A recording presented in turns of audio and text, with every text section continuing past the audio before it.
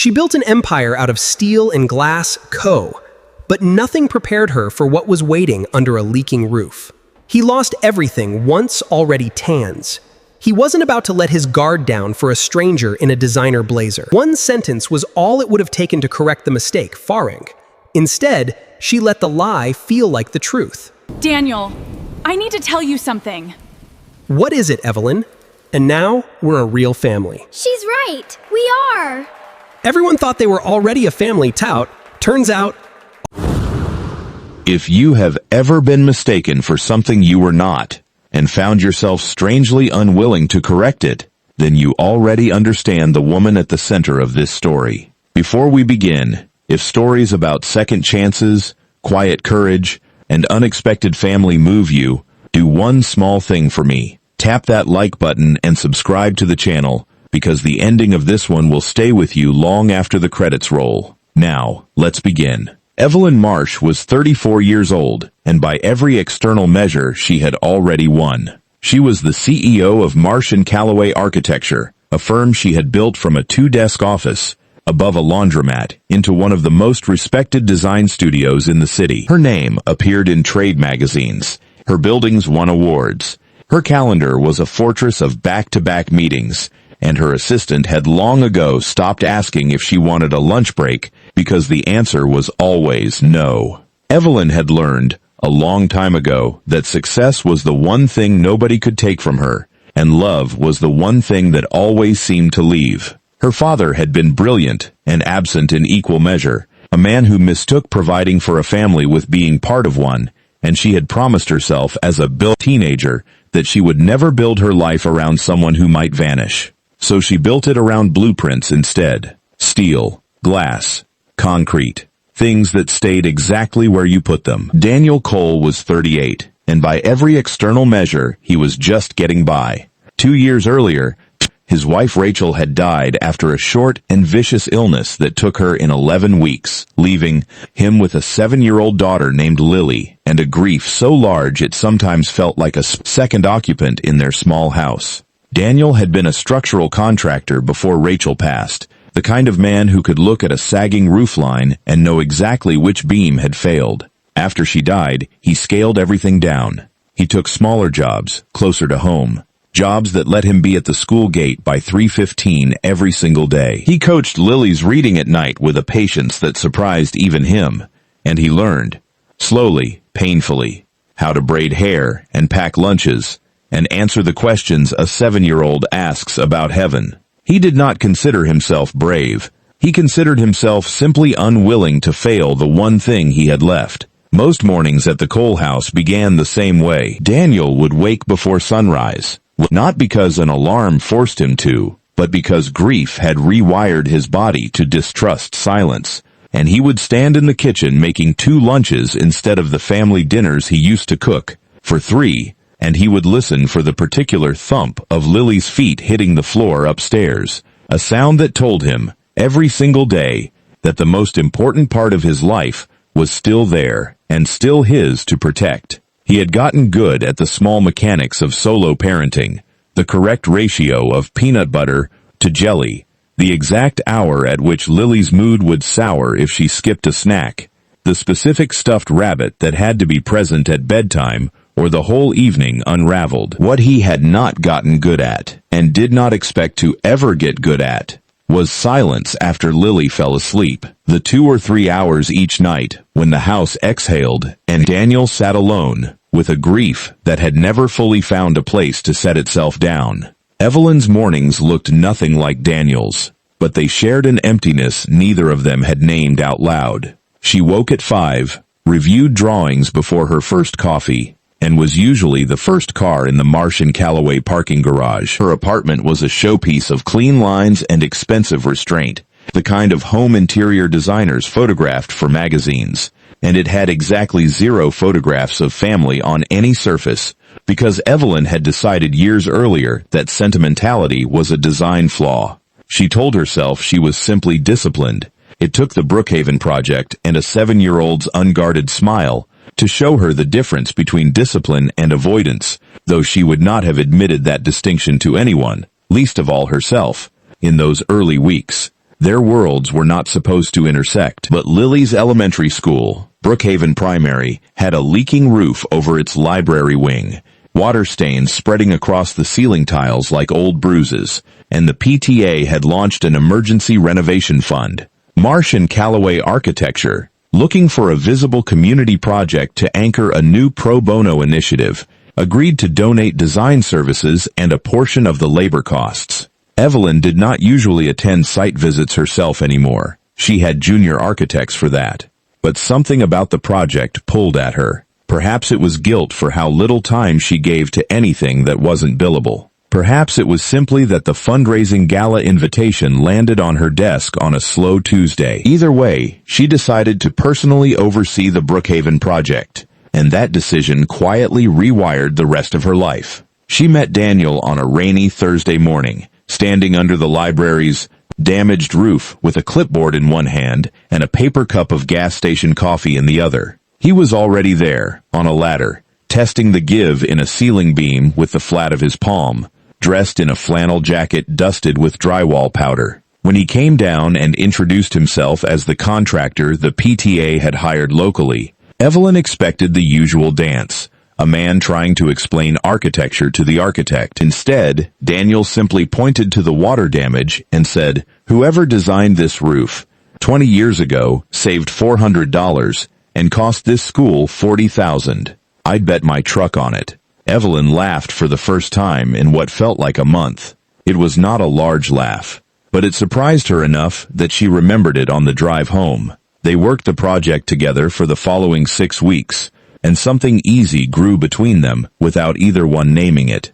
Daniel was unhurried, in a way Evelyn's world never allowed anyone to be. He listened all the way to the end of her sentences before responding, which felt, to a woman who spent her days being interrupted by men in expensive suits, like a small miracle. Evelyn, for her part, brought a seriousness and competence to the project that Daniel had almost forgotten women could bring to anything other than grief support groups, which was the only place he'd been meeting adults since Rachel died. He found himself looking forward to the site visits. He told himself it was because the project mattered. He was only partially lying to himself. The mistake happened at the school's spring fundraising dinner. The event meant to close out the renovation campaign with a flourish. Evelyn had come straight from the office, still wearing her charcoal blazer, and Daniel had come straight from picking up Lily, who trailed behind him in a purple dress, 2 sizes too big, borrowed from a cousin. When they arrived at the same table, seated together deliberately by the PTA president who had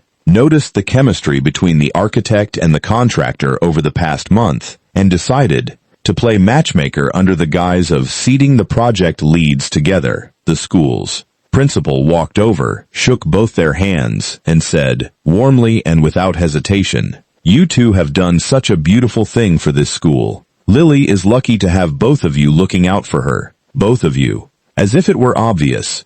As if Evelyn were not merely a donor, but somehow already woven into the fabric of this small family. Evelyn opened her mouth to correct the mistake. It would have been easy, a simple sentence. "Oh, we're not together. I'm just the architect on the project," would have ended it instantly. But Lily was standing right there, tugging at her father's sleeve, beaming up at Evelyn with an open, hopeful face, the kind of face that had not had many reasons to hope in the last 2 years. And something in Evelyn's chest simply refused to form the correction. She smiled instead and said, "We try our best."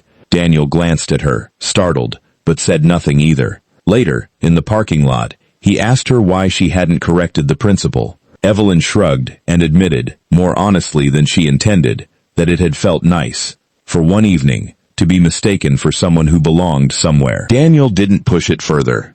He just said goodnight and drove Lily home, and did not examine too closely why he'd been quietly glad she stayed quiet too. The rumor spread the way small-town rumors do, gently but completely, through the school, parent group chat, and the coffee line at pickup, and the PTA newsletter that referred to them, in a caption under a photo from the dinner, as "our 2 incredible project leads and their daughter." Neither Evelyn nor Daniel corrected the newsletter either. It was easier, they told themselves, not to make a fuss over a small clerical error. It was easier to let the assumption stand than to explain. over and over, the complicated, non-relationship of a CEO who volunteered on a school project and a widowed contractor who happened to be raising the sweetest child either of them had ever met. But easier is a word people use right before something becomes complicated in an entirely new, though, because the truth was, the fiction was becoming difficult to distinguish from something real.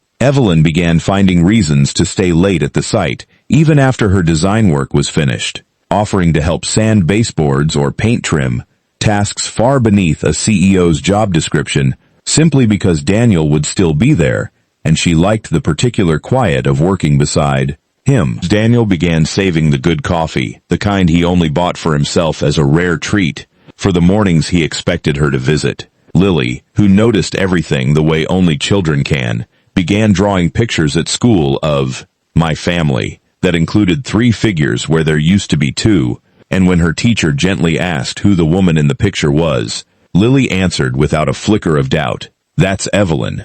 She's basically my other mom now." The teacher, not knowing any better, mentioned it warmly to Daniel at pickup, and Daniel drove home that night gripping the wheel a little too tightly, unsure whether he felt joy or terror, because it was unmistakably both. Evelyn's mother, Constance, was the first to threaten the careful balance they had built. Constance Marsh had spent a decade quietly worrying that her daughter would die alone in a beautifully designed apartment surrounded by architectural awards and no family, and when she heard through a mutual friend on the school board that Evelyn had a boyfriend with a little girl, she was thrilled in the overbearing way only a hopeful mother can be. She insisted on meeting them. She insisted on hosting a dinner. Evelyn tried 3 times to explain that there was no boyfriend, only a misunderstanding that had simply never been cleared up. But Constance, delighted at the idea of a granddaughter-shaped hole in her life finally being filled, did not seem to hear the correction at all. "Bring them Sunday," she said, and Evelyn, exhausted from a week of board meetings and unable to find the energy for the fight, agreed. That Sunday dinner should have been the moment everything fell apart. Instead, it became the moment everything became undeniable. Daniel arrived nervous, Lily arrived overtired and cranky from a long week, and Constance, undeterred by any of it, doted on the child with an ease that made something in Daniel's chest ache with a longing he hadn't lived since Rachel died. The longing for extended family, for a grandmother figure, for a table with more than 2 chairs filled. Evelyn watched her mother braid a ribbon into Lily's hair after dinner, and watched Daniel watch the same scene, and she understood, with the same clarity of a woman who designed buildings for a living, and recognized structural truths, when she saw them, that this had stopped being a misunderstanding a long time ago. It had become a foundation. She just hadn't admitted what was being built on top of it.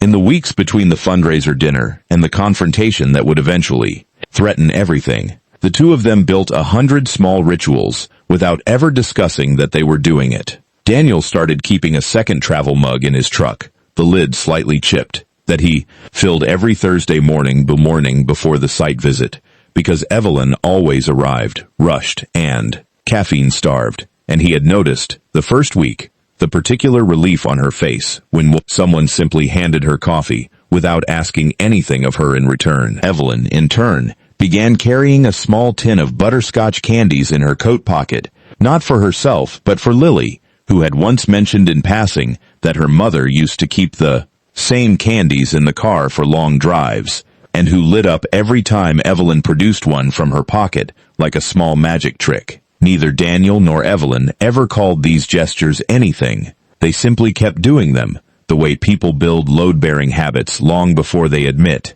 what those habits are holding up. The renovation itself gave them plenty of cover for the growing closeness, because there was always a legitimate reason to be standing near one another, a beam to inspect, a paint swatch to approve, a delivery of shelving to sign for. Evelyn found herself, more than once, inventing small excuses to extend a site visit by 20 minutes, suggesting they walk the perimeter one more time or double-check a measurement that did not actually need double-checking, simply because she was not ready to get back into her car and drive to an apartment that had never once felt like coming home. Daniel noticed the excuses and never called them out, partly out of politeness and partly because he was doing precisely the same thing, finding reasons to linger by the ladder a little longer than the work required, savoring the ordinary miracle of a grown woman who asked him real questions and waited, without impatience, for real answers. The crisis, when it came, arrived from the direction neither of them expected. Rachel's mother, Diane, Lily's grandmother on her late mother's side, who had been living 2 states away and visited only twice a year, arrived unannounced the following weekend and discovered a framed photo on Daniel's cell's mantel. One Lily had insisted on printing from the fundraiser dinner, of the 3 of them laughing at their shared table. Diane, still raw with her own grief for the daughter she'd lost, felt something between betrayal and panic at the sight of a stranger positioned so centrally in her granddaughter's life, so soon, so quietly, without anyone telling her. She confronted Daniel in the kitchen while Lily napped upstairs,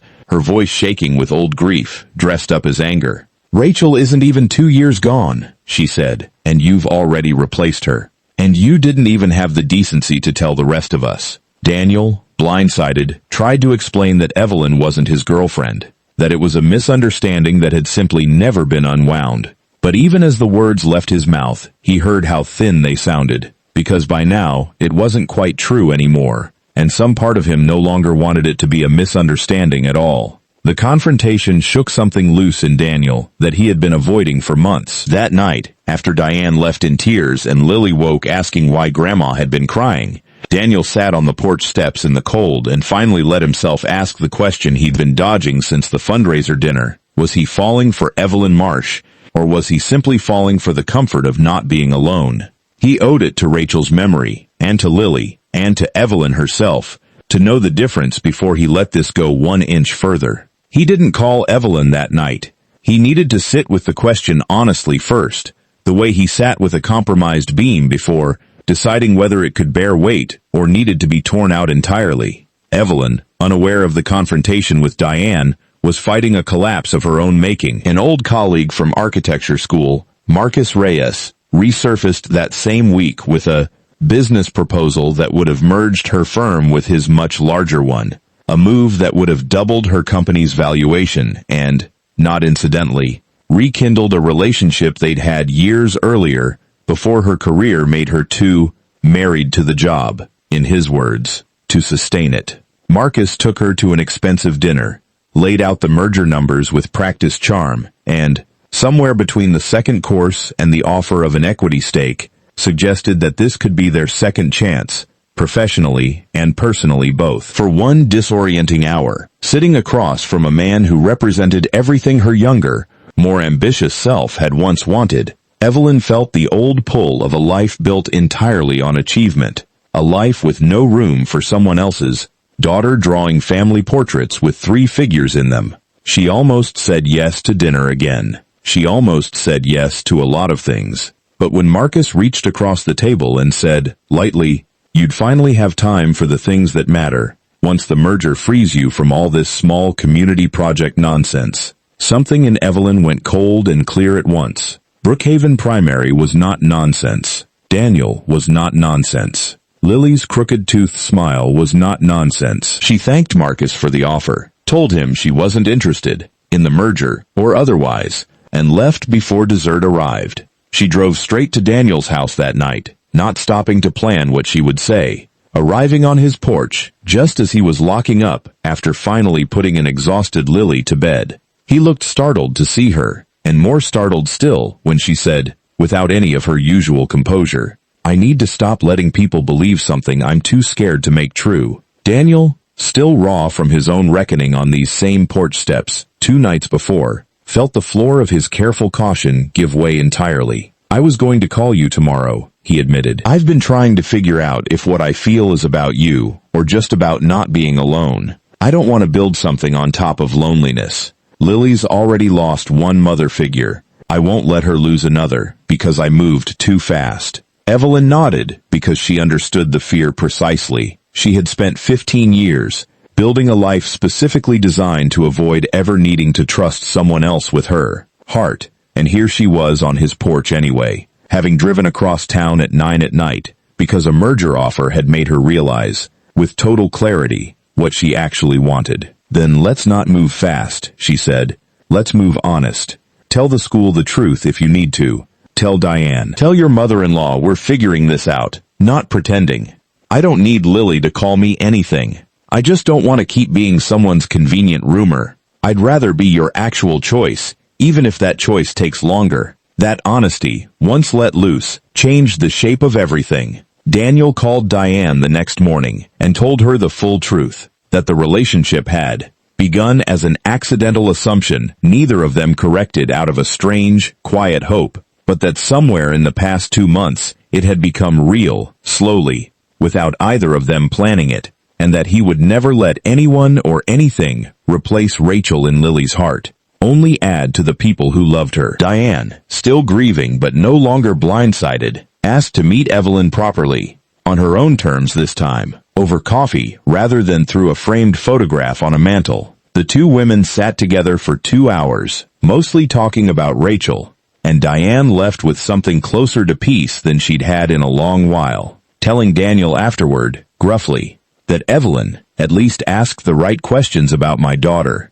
instead of pretending she never existed. It was not forgiveness exactly. It was the beginning of trust, which is usually worth more. Evelyn, for her part, told her mother the truth as well, expecting disappointment, and instead found Constance laughing so hard she had to sit down. You mean, I've been planning a wedding in my head for a rumor? She said, wiping her eyes, and then, more seriously, Evelyn, I don't care how it started. I care that for the first time since your father, you drove somewhere at 9 at night because your heart told you to, instead of your calendar. That's the part that matters to me. Evelyn hadn't realized, until her mother said it plainly, how true it was, how long it had been since she'd made a decision that wasn't calculated, defended, or approved by someone with a title. Standing at her mother's kitchen counter, 34 years old, and finally undone by a 7-year-old, crayon drawing, and a rainy roof inspection, Evelyn understood that she had spent a decade protecting herself from exactly the kind of risk that was now the best thing that had happened to her. The library renovation at Brookhaven Primary was completed 6 weeks later, on time and under budget, with a new roof, new shelving, and a mural along the far wall that the PTA commissioned specifically to commemorate the community effort. At the small unveiling ceremony, Lily insisted on cutting the ribbon herself, standing between her father and Evelyn, one hand in each of theirs, and when the principal asked if she wanted to say anything to the crowd of parents and teachers gathered for the occasion, Lily simply said, "This is my dad, and this is Evelyn." Everybody thought they were together for a long time before they actually were, but now they really are, and I picked her first. The room laughed, warm and unguarded, and Evelyn, who had built her entire adult identity around never needing anyone to catch her, felt her eyes fill with tears in front of 40 strangers, and did not care even slightly. Daniel squeezed her hand and did not let go. In the months that followed, Evelyn did not abandon Marsh and Calloway, nor did Daniel stop taking small contracting jobs close to home. Neither of them needed grand transformation. They needed only room enough for each other, which they made, deliberately, in a life that had previously left no room for anything unbillable. Evelyn learned to leave the office by 6 on Wednesdays, because Wednesdays were pizza and homework night at Daniel's house, and she discovered, to her own surprise, that she was better at long division than at anything requiring a building permit. Daniel learned to let someone else carry part of the weight he'd been shouldering alone since Rachel died, which turned out to be its own kind of renovation, tearing out a load-bearing belief that love and grief could not occupy the same house without one collapsing the other. Diane became, slowly, a fixture at Sunday dinners alongside Constance, two grandmothers from entirely different corners of Lily's life finding common ground in the same child's laughter. And Lily, who had once drawn a family of 2 in a house too quiet, began drawing a family of 5, with 2 grandmothers on the porch, and a dog they eventually adopted and named, at Lily's insistence, Blueprint. There was one more test the two of them had to pass together before the story could settle into anything permanent, and it arrived, as these things often do, without warning on an otherwise ordinary Tuesday. Lily came home from school in tears, having overheard an older student say that Evelyn wasn't her real family and never would be, no matter how many drawings she made or how many candies appeared in a coat pocket. Daniel found his daughter sobbing into her pillow, and for the first time in 2 years of careful, deliberate parenting, he did not know what to say, because some small, honest part of him had wondered the exact same thing in his weaker moments. He called Evelyn, unsure even as he dialed what he wanted her to say, and when she arrived at the house 20 minutes later, still in her work blazer, she did not offer Lily a rehearsed reassurance. She sat on the edge of the bed and said simply, "Real isn't about how you got here. My mother didn't give birth to your dad, and she loves him like her own son already. Family is the people who show up, over and over, on purpose. I keep showing up. That's the only proof that matters, and I'm not going anywhere." Lily considered this with the grave seriousness only children bring to matters of the heart, then asked if Evelyn would stay for dinner, and Evelyn said yes before Daniel had even finished setting the table. And something in that small, unremarkable Tuesday evening did more to cement the three of them as a family than any grand gesture could have. Evelyn and Daniel married the following spring, in a small ceremony at Brookhaven Primary's library, under the mural the community had painted together, with Lily as the flower girl, and both grandmothers crying identically in the front row. It was not the wedding either of them would have designed on paper years earlier. No downtown, skyline venue, no five-star caterer, nothing that would have impressed the boardroom. It was, instead, exactly the kind of thing that cannot be designed at all, only discovered. A life built not because two people planned it from the first blueprint, but because a room full of well-meaning strangers once looked at a tired architect and a devoted single father, standing side by side under a leaking roof, and simply assumed they belonged together, and for once, instead of correcting the world's mistake, two guarded, grieving, quietly hopeful people let it become the truest thing about them. If there is a lesson in Evelyn and Daniel's story, it is perhaps this. Sometimes the family we are most afraid to want is the one already standing right beside us, waiting only for someone brave enough to stop correcting the record and start living it. Family, it turns out, is not always built from the ground up according to plan. Sometimes it is simply recognized, all at once, in a room where somebody else says it out loud, first, and all that is left to do is decide not to argue.